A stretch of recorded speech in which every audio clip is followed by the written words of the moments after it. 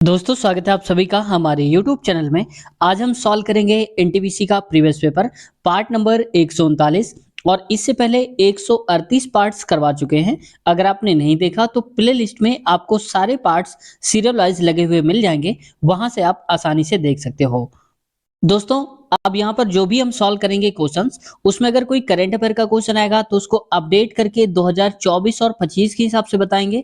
इससे आपकी current affair भी कंप्लीट होती जाएगी। साथ ही अगर कोई इंपॉर्टेंट टॉपिक है उसको भी बताएंगे, और अगर कोई रिपीटेड क्वेश्चन है जो कि कई बार मिलते हैं तो उन्हें भी हम बताएंगे, ताकि आप उनको नोट करते जाओ और उसको और अच्छे से आप याद कर लो। शॉर्ट ट्रिक के साथ मैथ भी समझेंगे।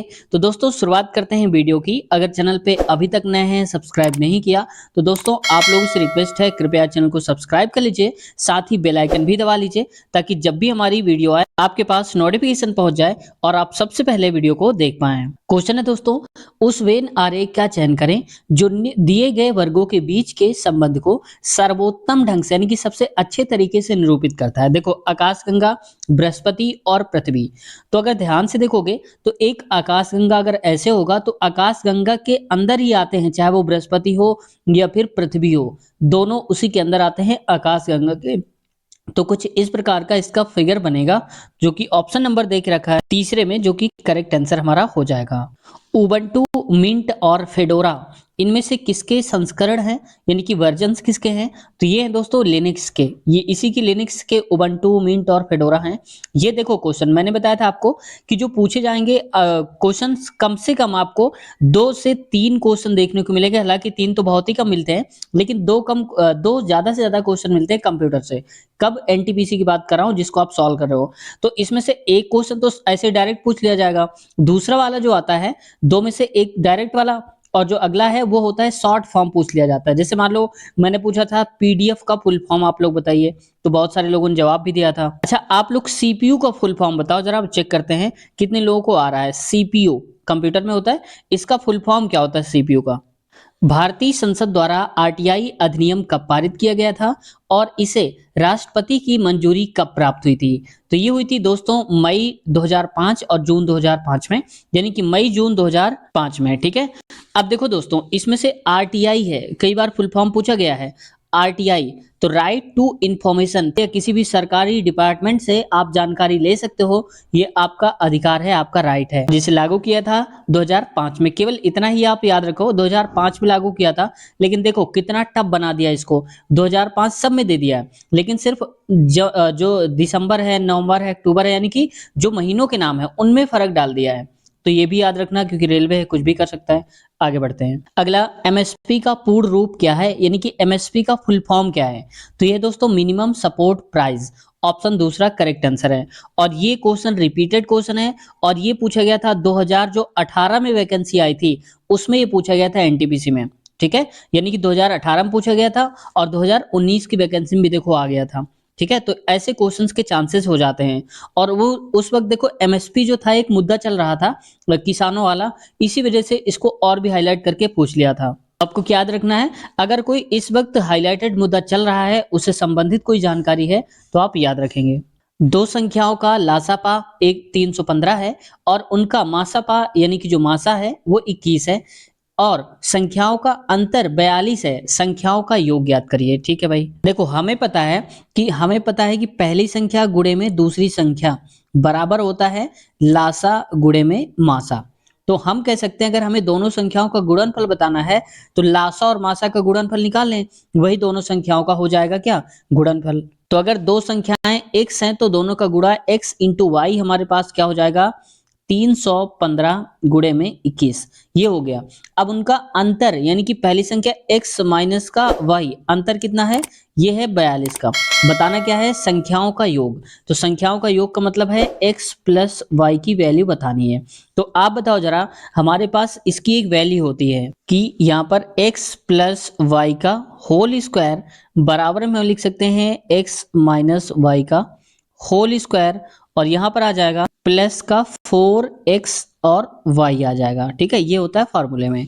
अब देखो x माइनस वाई की वैल्यू पता है 42, तो 42 का स्क्वायर करेंगे प्लस 4 लिख दो, और x इंटू वाई कितना है? 315 गुणे में 21 दिया है। ठीक है, तो 42 का स्क्वायर होता है 1764 और प्लस करेंगे इसका मल्टीप्लाई, यानी कि 5 चौक 20 हो जाएगा। मैं डायरेक्ट कर देता हूँ यहाँ पर। और अगर इसका आगे मल्टीप्लाई आप कराओगे तो ये आएगा 26,460। मैंने कर लिया है, आप भी बाद में कर लेना।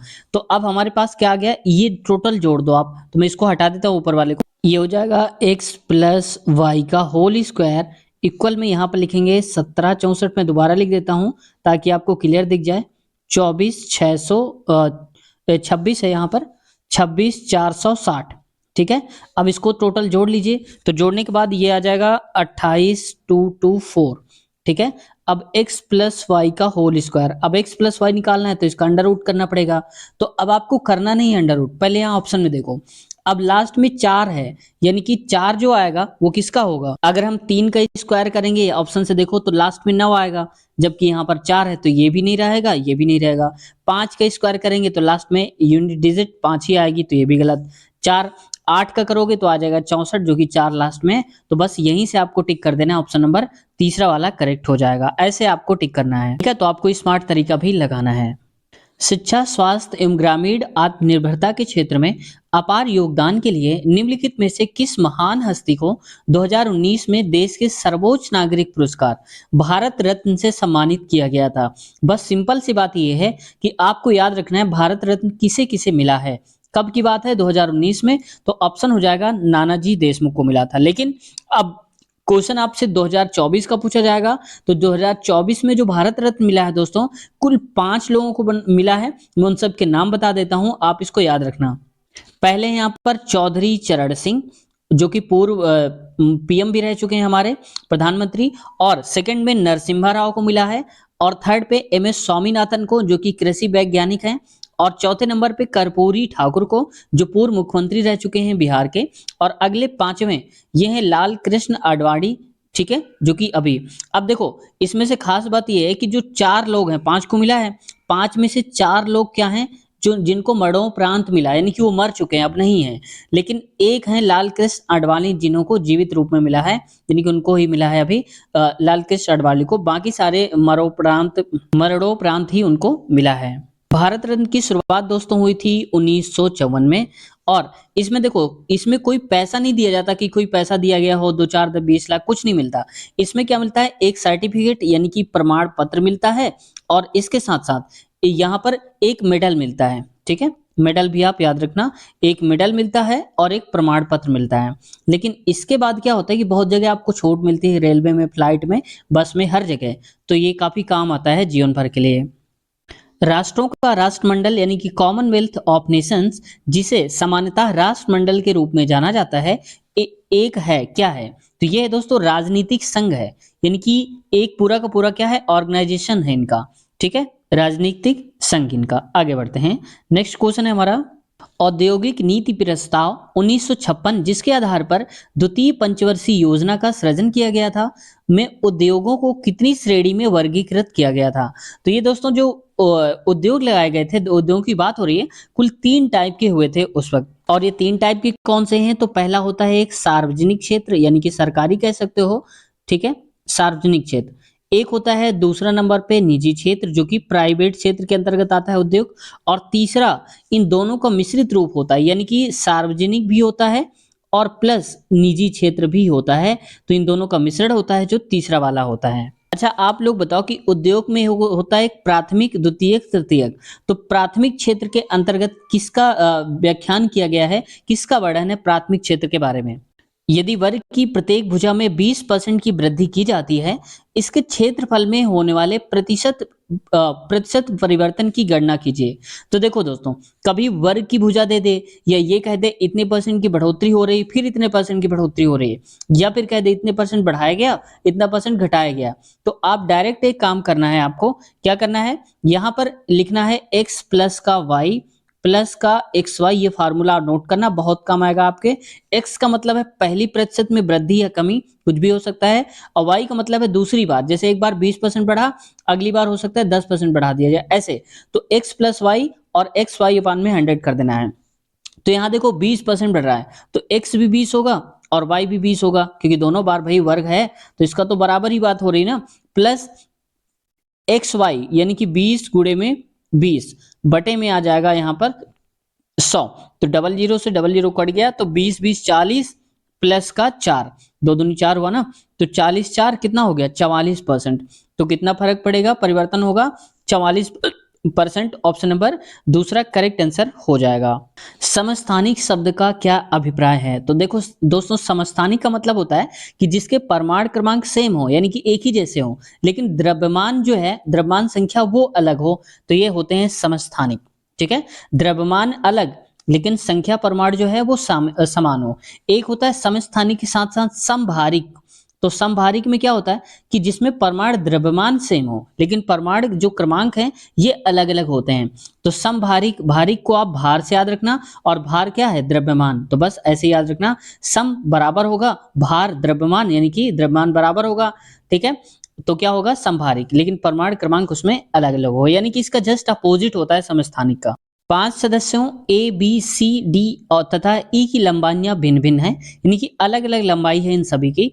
उनमें से प्रत्येक क्रिकेट, फुटबॉल, शतरंज, टेनिस तथा वॉलीबॉल में से कोई एक खेल खेलता है। यानी कि टोटल 5 लोग हैं और टोटल खेल 5 हैं, तो अलग अलग टाइप के खेल खेलते होंगे। कौन सा क्या खेल रहा है हमें देखना है आगे। कोई भी 2 सदस्य समान खेल नहीं खेलते हैं, यानी कि फुटबॉल खेलने वाले ऐसा नहीं होगा ए भी फुटबॉल खेले और बी भी फुटबॉल खेले, नहीं, एक व्यक्ति एक ही गेम खेलेगा। ए केवल 2 सदस्यों से छोटा है, यानी कि अगर ए की बात करें तो इससे छोटे केवल इससे बड़े केवल 2 लोग हैं, क्योंकि कह रहा है ना केवल 2 सदस्य छोटे हैं। तो चलो एक काम करते हैं, वैसे ही बनाते जाते हैं। तो कितने लोग हैं 5, तो 1 2 3 4 और मैं 5 पॉइंट बना लेता हूं।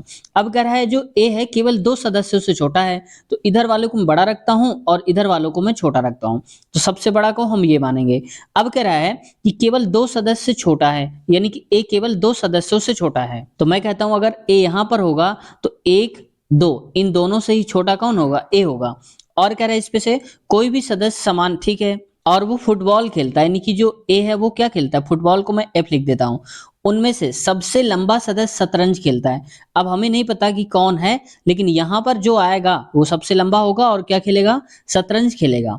बी ई से लंबा है लेकिन डी से छोटा है, और आगे कह रहा है बी ई से लंबा है लेकिन डी से छोटा है। तो अगर मैं ये मान लेता हूं कि यहां पर अगर डी आ जाएगा तो देखो डी से छोटा है कौन, ई, बी जो है, बी यहां पर, लेकिन ई से लंबा है तो ई यहां पर होगा।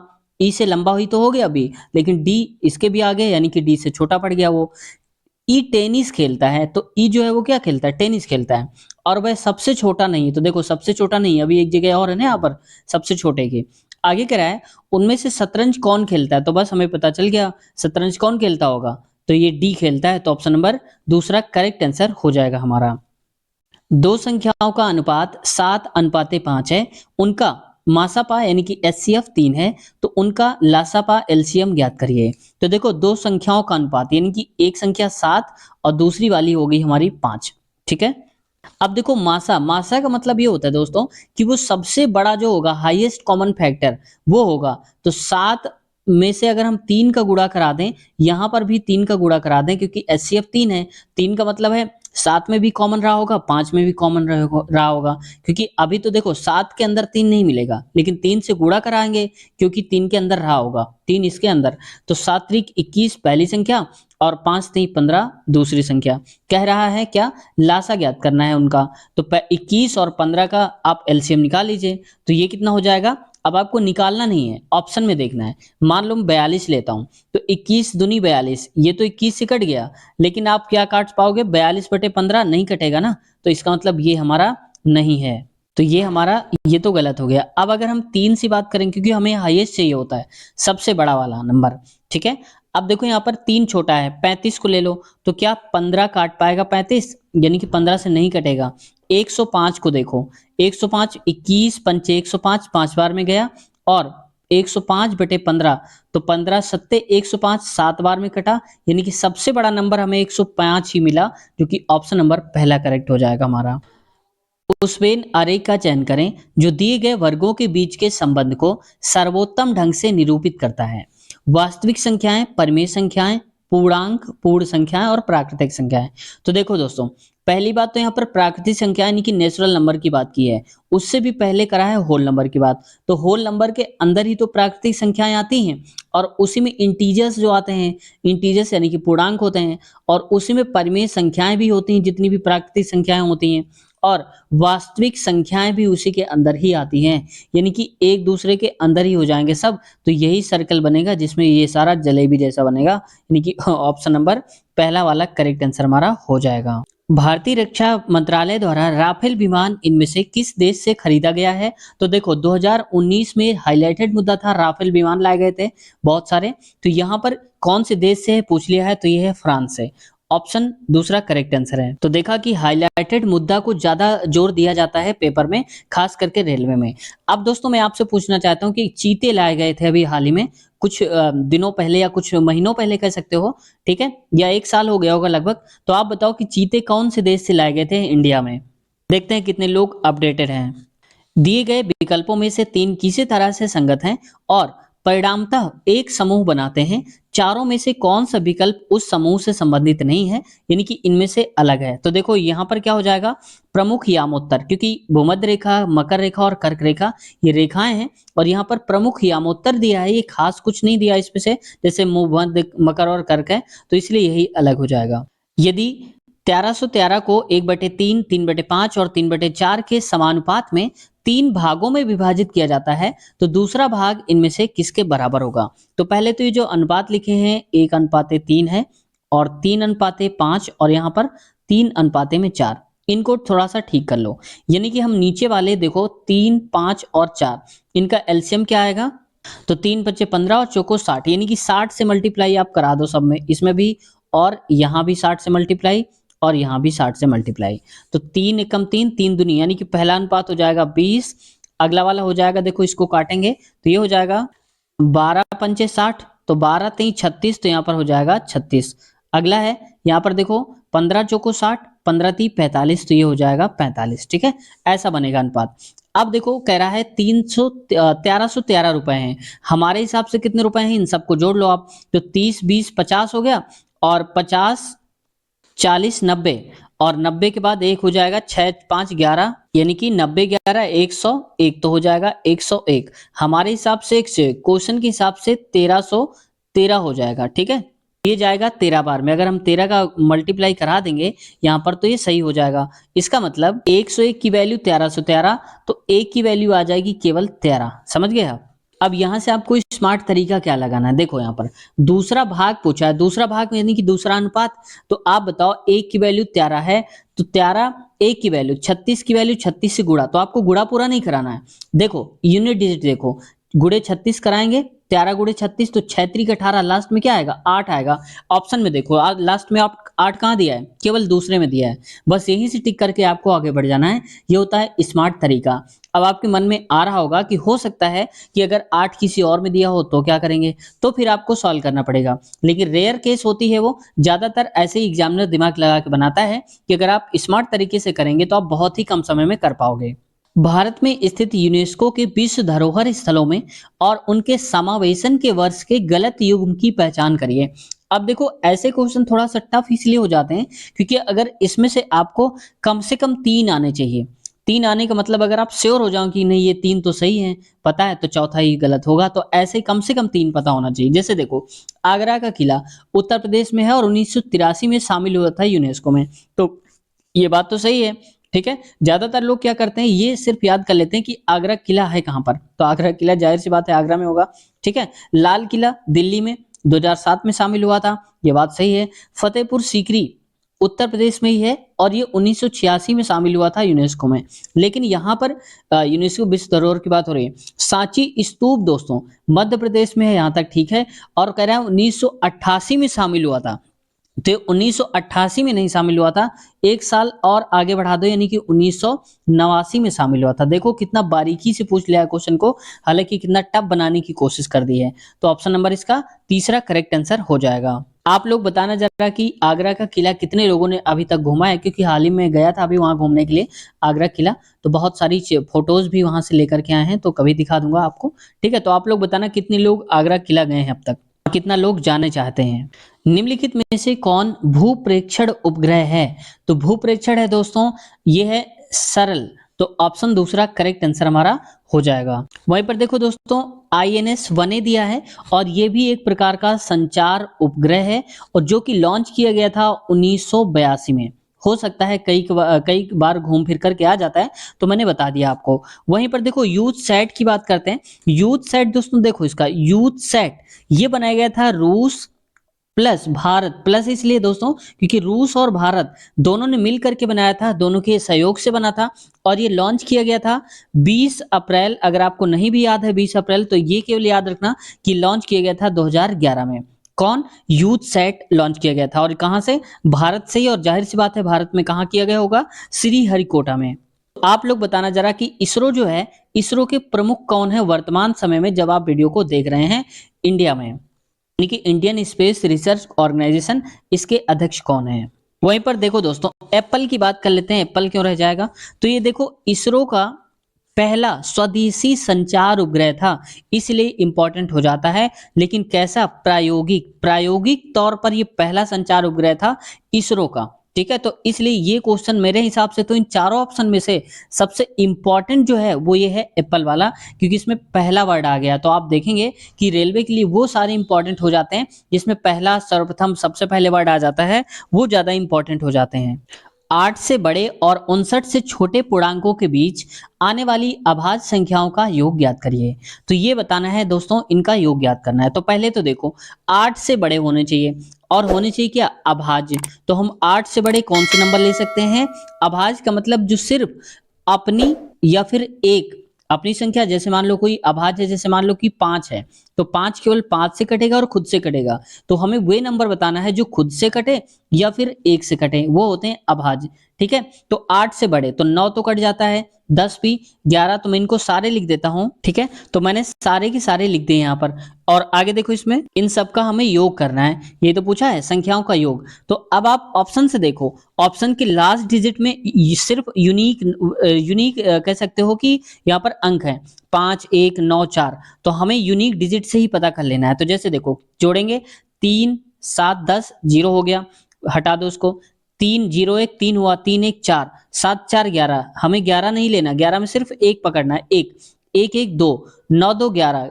ठीक है, फिर एक हो गया, तो 1 प्लस 3, 1, 4, 4, 9, 13, तो 3 हो गया, 13 ऐसे ही लिखेंगे। तो हमें 3 लेना है, लास्ट वाला।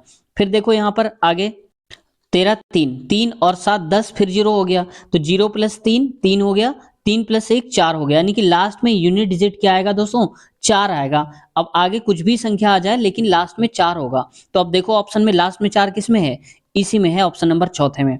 तो देखा कितने कम समय में आप शॉर्ट ट्रिक से इसको सॉल्व कर पाए, तो ऑप्शन नंबर चौथा करेक्ट हो जाएगा। फिर से वही बोल रहा हूं कि आपके मन में क्वेश्चन आ रहा होगा कि सर ऐसा भी तो हो सकता है कि 4 कहीं और भी हो, 4 कहीं और भी हो। हाँ, अगर ऐसा होता तो फिर आपको 2 डिजिट स्टार्टिंग लास्ट के देखने पड़ते हैं। ठीक है, वो तब करोगे आप, बेवजह आप मेहनत नहीं करोगे। कई बार होता है हम ऑप्शन नहीं देखते हैं और डायरेक्ट सॉल्व करते चले जाते हैं, पूरा जोड़ते जोड़ते परेशान हो जाते हैं, फिर यूनिट डिजिट वही होता है। तो ऐसे नहीं, पहले ऑप्शन को भी ध्यान में रखना है हमको। ठीक है, m का वह धनात्मक मान ज्ञात कीजिए जिसके लिए समीकरण 12x² plus mx plus 6 equal 0 के मूलों का अनुपात 2:3 है। यानी कि कहना चाहता है कि m की वैल्यू बतानी है। तो हमें पता है अगर मूल 2:3 होंगे तो इसका मतलब हम कह सकते हैं कि हमारे पास हो जाएगा 2x और अगला हो जाएगा 3x, ये मूल है। ठीक है, मूल का मतलब अगर मैं कहता हूं पहले को अल्फा दूसरे को बीटा, तो आपने पढ़ा होगा अल्फा प्लस का बीटा होता है माइनस का बी अपान में ए। बी का मतलब होता है जो एक्स के मल्टीप्लाई पे है, यानी कि एक्स के साथ क्या है? एम है, तो उसको हम बी मानेंगे। और ए का मतलब है जो एक्स स्क्वायर के साथ मल्टीप्लाई पे होता है। ठीक है, तो यहां पर क्या कहेंगे? माइनस बी तो माइनस एम, और ए की वैल्यू क्या है? 12, तो एम अपान में 12 हो जाएगा। और अल्फा प्लस बीटा को हम बोलेंगे 2x 3x, यानी कि कितना हो जाएगा? 5x। तो मैं इस पूरे 3 झांगड़ा को हटा के लिख देता हूं 3 + 2 यानी कि 5x equal minus M by में 12। ठीक है, अब m की वैल्यू निकालनी है इसलिए m को अलग रख लो, यानी कि माइनस m इक्वल हो जाएगा 12 पंचे 60x। ठीक है, या यहां से माइनस हटा दो तो यहां भी कर सकते हो आप, माइनस 60x कर दो।